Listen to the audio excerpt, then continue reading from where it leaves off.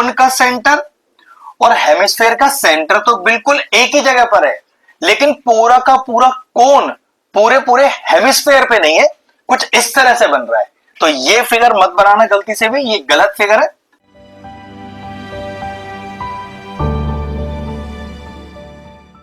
Hello students, आज mensuration से एक प्रूविंग का क्वेश्चन लेके आए। एक टफ क्वेश्चन है, बच्चों के लिए इस तरह के क्वेश्चन कर पाना थोड़ा मुश्किल है, क्योंकि प्रूविंग के क्वेश्चन बोर्ड एग्जाम में ज्यादातर आते नहीं है, और अगर आ गया तो बेटा आपको प्रैक्टिस होना चाहिए। चलो देखो कैसे इस क्वेश्चन को करना है। कह रहा है कि अ solid is in a form of a cone mounted on a hemisphere in such a way that center of the base of the cone just coincides with the center of the hemisphere। थोड़ा ध्यान से देखो, एक hemisphere के ऊपर एक कोन है, लेकिन फिगर इस तरह का नहीं है। ध्यान रखो, अगर एक हेमिस्फेयर इस तरह का दिया हुआ है तो ध्यान रखो ये कोन पूरा का पूरा बेस ऑफ द हेमिस्फेयर पे नहीं बन रहा है। देखो फिर से क्या कह रहा है, the centre of the base of the cone just coincide with the centre of the hemisphere. मतलब ये सेंटर और कोन का सेंटर तो एक के ऊपर एक है, लेकिन पूरा का पूरा कोन पूरे हेमिस्फेयर पे नहीं है। तो भाई फिगर कैसा है, देखो फिगर कुछ ऐसा है। अगर मैं ये बनाऊं आपके लिए हेमिस्फेयर, तो कोन बेटा कुछ इस तरह का होगा। कोन का सेंटर और हेमिस्फेयर का सेंटर तो बिल्कुल एक ही जगह पर है, लेकिन पूरा का पूरा कोन पूरे पूरे हेमिस्फेयर पे नहीं है, कुछ इस तरह से बन रहा है। तो ये फिगर मत बनाना गलती से भी, ये गलत फिगर है। क्वेश्चन का फिगर ऐसा बनेगा। अब देखो हमें क्या क्या दिया हुआ है, slant height of the cone. ये कोन का स्लांट हाइट हमें L दिया हुआ है। फिर कहता है रेडियस ऑफ कोन, और ध्यान रखो रेडियस ऑफ कोन R/2 है, ठीक है, R/2, where R is the radius of the hemisphere. और अगर हम हेमिस्फेयर की बात करें तो ये वाला जो रेडियस है ये पूरा R है। फिर हमसे कहता है कि prove that the surface area of the solid. क्योंकि ये कंबाइंड फिगर है, तो कंबाइंड फिगर में आपको टीएसए या सीएसए का डायरेक्ट फॉर्मूला नहीं लगाना होता। इसमें कैसे लगाएंगे पहले वो देखते हैं।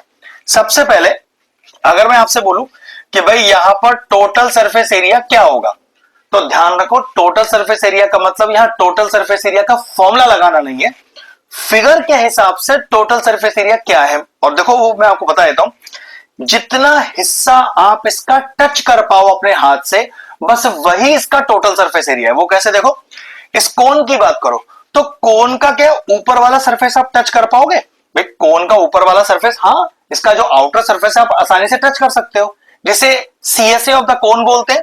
तो मैंने लिखा टीएसए में, एक तो मुझे सीएसए ऑफ द कोन मिलेगा, ठीक है, प्लस चेक करो ये नीचे का जो हेमिस्फेयर है, क्या इसका भी आप ये हिस्सा टच कर पाओगे, भाई ये वाला हिस्सा, हाँ बिल्कुल आप इसे टच कर सकते हो, ये सीएसए ऑफ द हेमिस्फेयर है। तो प्लस करके मैंने लिखा सीएसए ऑफ हेमिस्फेयर प्लस, अब ध्यान से देखना, क्या हम इस हेमिस्फेयर के पूरे हिस्से को ले सकते हैं, हाँ ले तो लेते हैं, बताता हूं क्या करना है, पूरा ले लेते हैं।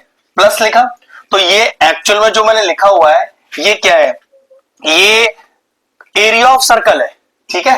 तो ये हो गया जो कि कितना होता है πr²। तो ये लो मैंने उस एरिया ऑफ सर्कल को भी ऐड किया, लेकिन प्रॉब्लम क्या है, मैंने आपसे कहा था कि जितना हिस्सा टच कर पाओ।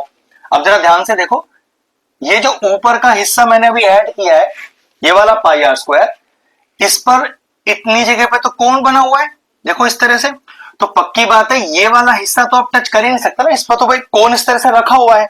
तो क्या आपको ये वाला हिस्सा माइनस नहीं करना पड़ेगा, तो मैं कह सकता हूं base of the cone minus area of base of the cone, area of base of cone. फिर समझ लो कितना हिस्सा टच कर पाओगे आप, इसके अंदर ये सीएसए टच कर पाओगे, तो मैंने सीएसए ऑफ द कोन लिख दिया। आप नीचे का स्फीयर का आउटर हिस्सा टच कर पाओगे, तो मैंने सीएसए ऑफ द हेमिस्फीयर लिख दिया।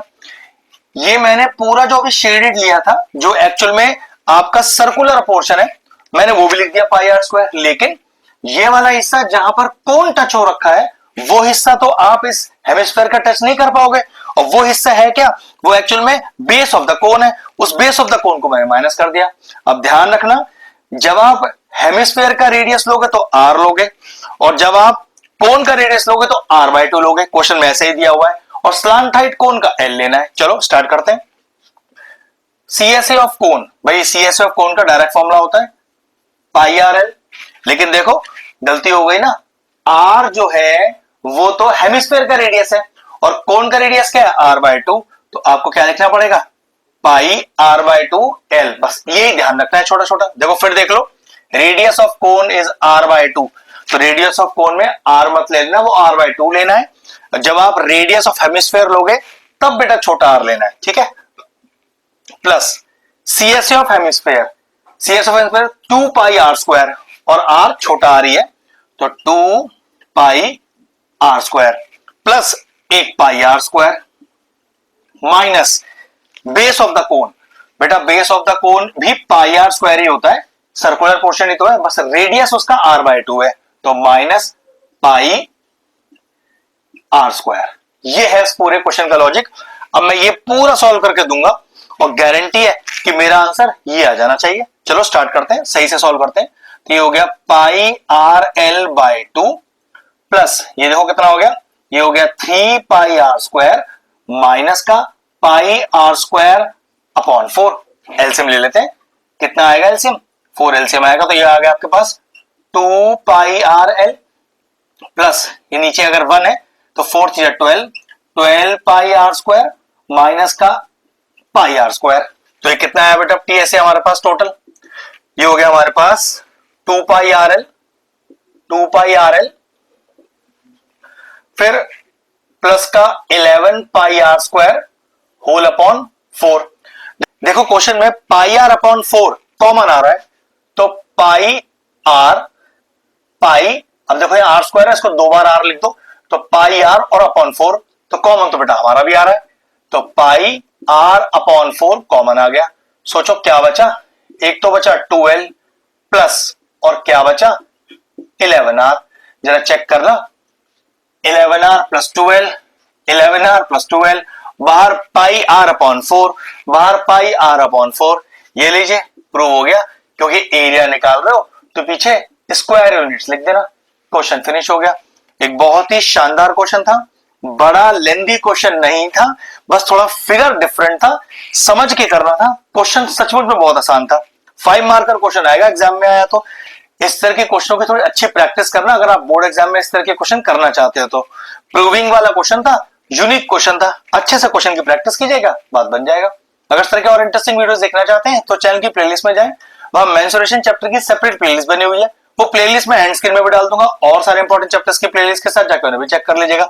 ये एक बहुत शानदार सा क्वेश्चन फिनिश हुआ, वीडियो फिनिश करते हैं।